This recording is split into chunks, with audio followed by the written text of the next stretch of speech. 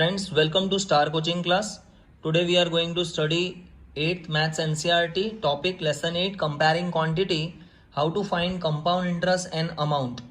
Let us see our first sum. We have to find the compound interest on rupees 12,600 for 2 year at 10% per annum compounded annually. I'll explain you the question. ये 12,600 रुपये हमने 2 साल के लिए 10% एक साल के इंटरेस्ट पे हमने किसी को दिए हैं. कंपाउंडेड एनुअली का मतलब ये जो इंटरेस्ट है 10% ये जो है वो एनुअली मतलब हर साल कंपाउंड होता है. मतलब एक साल 10% ऐड होने के बाद जो अमाउंट आएगी उसके ऊपर फिर से 10% मिलेगा दूसरे ईयर के लिए. तो दिस इज कंपाउंडेड एनुअली. दूसरे सम्स आते हैं जिसमें कंपाउंडेड सेमी एनुअली होता है, यानी कि 6 मंथ में आपको इंटरेस्ट पे होता है. राइट, पहले हम लोग वो वाले सम सीखेंगे जिसमें कंपाउंडेड एनुअली हो, मतलब कि साल में एक ही बार इंटरेस्ट मिलता है. कंपाउंड इंटरेस्ट फाइंड करने के लिए पहले हम लोग फॉर्मूला लिखेंगे.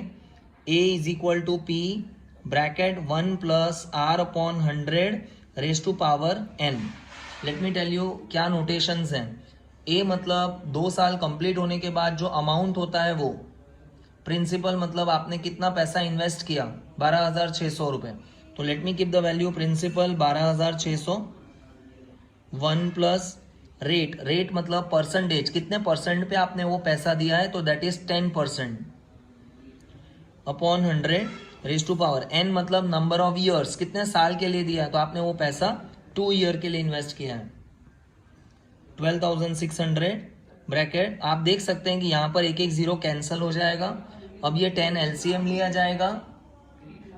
10 1 जा 10, 10 प्लस ये 1 11 अपॉन 10 उसका होल स्क्वायर.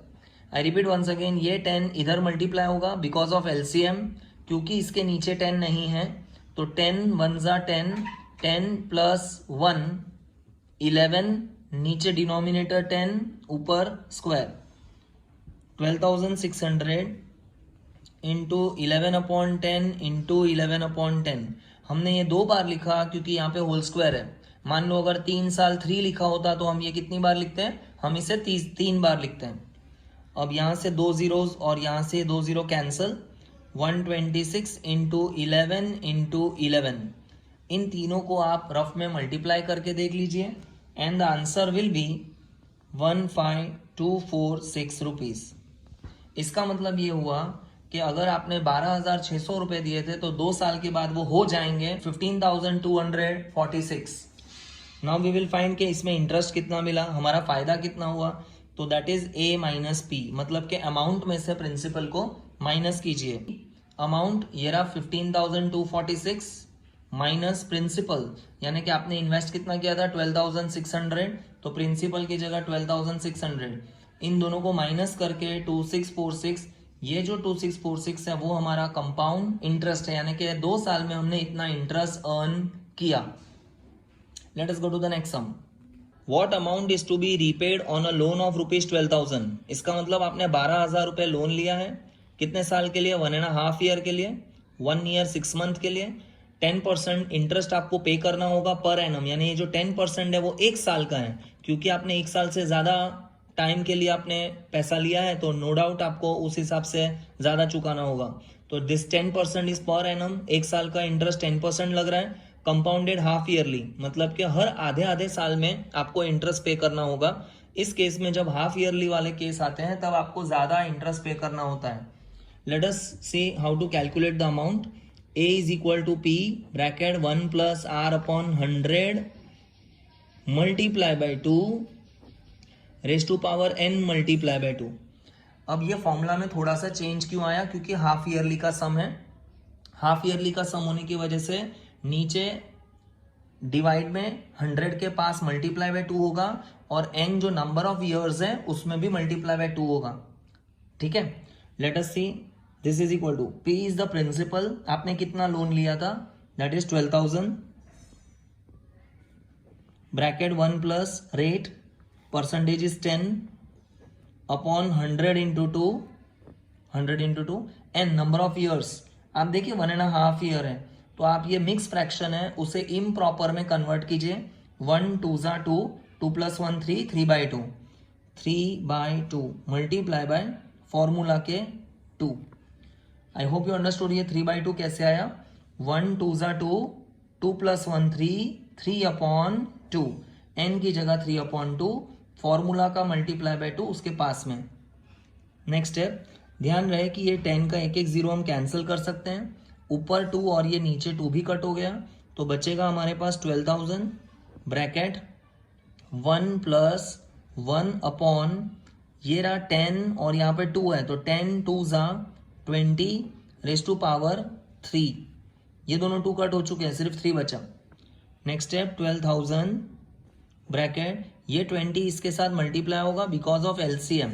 20 1 ज़ा 20, 20 + 1 21/20^3।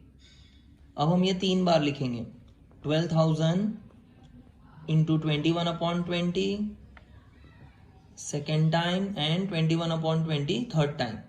आप देख सकते हैं कि यहाँ पे 3 जीरोस और यहाँ के 3 जीरोस कैंसल हो गए। 2 1 ज़ा 2 6 ज़ा 2 1 ज़ा 2 3 ज़ा and one more 2 is remaining with us.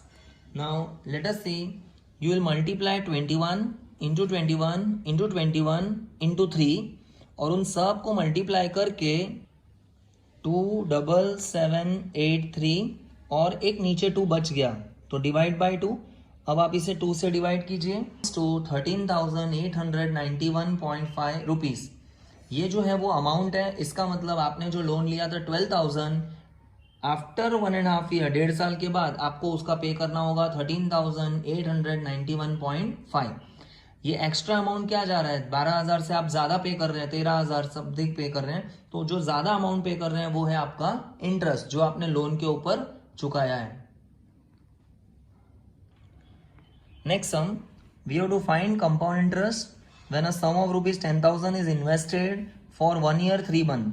आपने 10,000 रुपीज़ कहीं पे इन्वेस्ट किया है 1 साल 3 महीने के लिए और इंटरेस्ट कितना है 8.5% पर एनम। साल का 8.5% इंटरेस्ट बराबर आपको मिलेगा बिकॉज आपने ये पैसा इन्वेस्ट किया है, कंपाउंडेड एनुअली। ओके, ये जो इंटरेस्ट है वो साल का है, एनुअली मतलब आपको इंटरेस्ट एक एक साल के बाद मिलता है।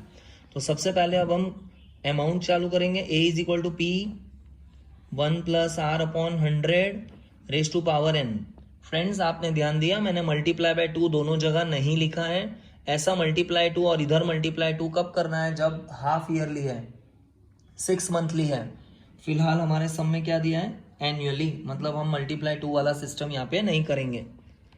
P प्रिंसिपल, आपने कितना पैसा लिया है 10,000 ब्रैकेट 1 + R परसेंटेज कितना है 8.5%। जस्ट कन्वर्ट कीजिए, 8 2 ज़ा 16, 16 + 1 17, 17/2, तो R की जगह 17/2 और मल्टीप्लाई बाय उसके पास में 100।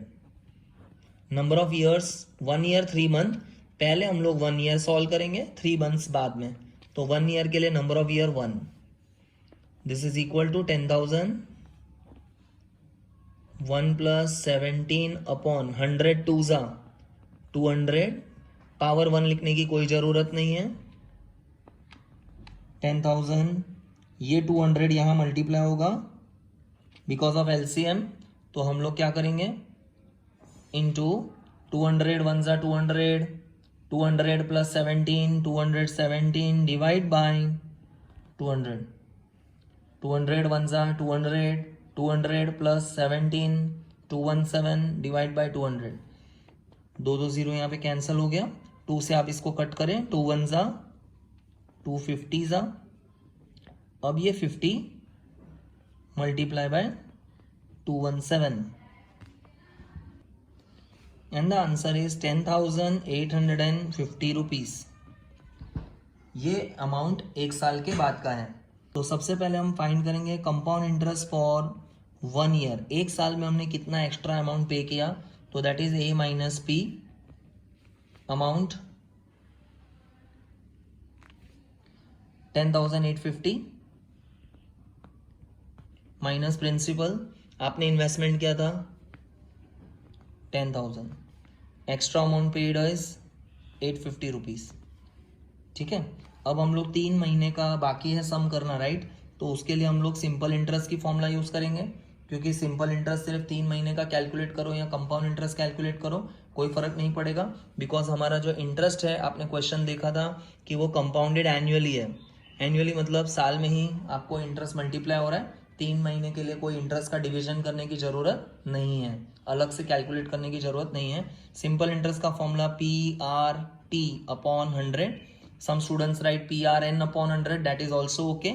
अब आप ये जो प्रिंसिपल है वो कौन सा लेंगे, तो जो आपका 1 साल के बाद वाला अमाउंट है आप उसे लेंगे, क्योंकि आपने 10,000 रुपये इन्वेस्ट किए थे, 1 साल में अब वो रकम हो चुकी है 10,850। अब जो 3 महीना है उसका इंटरेस्ट आपको इस रकम पे मिलेगा जो पहले से बढ़ चुकी है। तो principal 10,850 multiply by rate of interest. आप रेट ऑफ इंटरेस्ट चेक कर लीजिए, आपको मैंने कहा था 8.5% है, तो 8 2 16, 16 + 1 17, 17 अपॉन 2। तो आप यहाँ पर इंटरेस्ट लेंगे, rate of interest 17 upon 2 time 3 month divided by 100, तो वो 100 आप इसके ही नीचे लिख दीजिए, और मंथ है इसलिए डिवाइड बाय 12, 3 मंथ है तो डिवाइड बाय 12। अगर डेज होता है तो हम लिखते हैं डिवाइड बाय 365। एक एक जीरो कट हो गया, ठीक है। 3 1 ज़ा 3 4 ज़ा 12, उसके बाद 5 से कट हो सकता है, 5 2 ज़ा 5 2 ज़ा 10, 5 1 ज़ा 5, 8 में से 5 जाएगा 3 रिमेन्स 35, 5 7 ज़ा, इसके बाद 217 मल्टीप्लाई बाय 17, 3 6 8 9 डिवाइडेड बाय 4 2 ज़ा 8, 8 2 ज़ा 16, तो डिवाइडेड बाय 16। इन दोनों को डिवाइड करने के बाद आपका आंसर आएगा 230.56 रुपीज़। अब इतना आपने 3 महीने का इंटरेस्ट और आपने अर्न कर लिया है, तो टोटल कंपाउंड इंटरेस्ट कैसे मिलेगा, तो compound interest for 1.5 year is equal to, पिछली बार हमने कितना अर्न किया था आप देख सकते हैं, कंपाउंड इंटरेस्ट 1 साल का 850 रुपये अर्न किए थे हमने, 850। अब 3 महीने में और हमने एक्स्ट्रा क्या कर लिया है, तो 3 महीने में 230 और आ गया हमारे पास, 230.56। इन दोनों को ऐड करेंगे, 0.56 will remain as it is,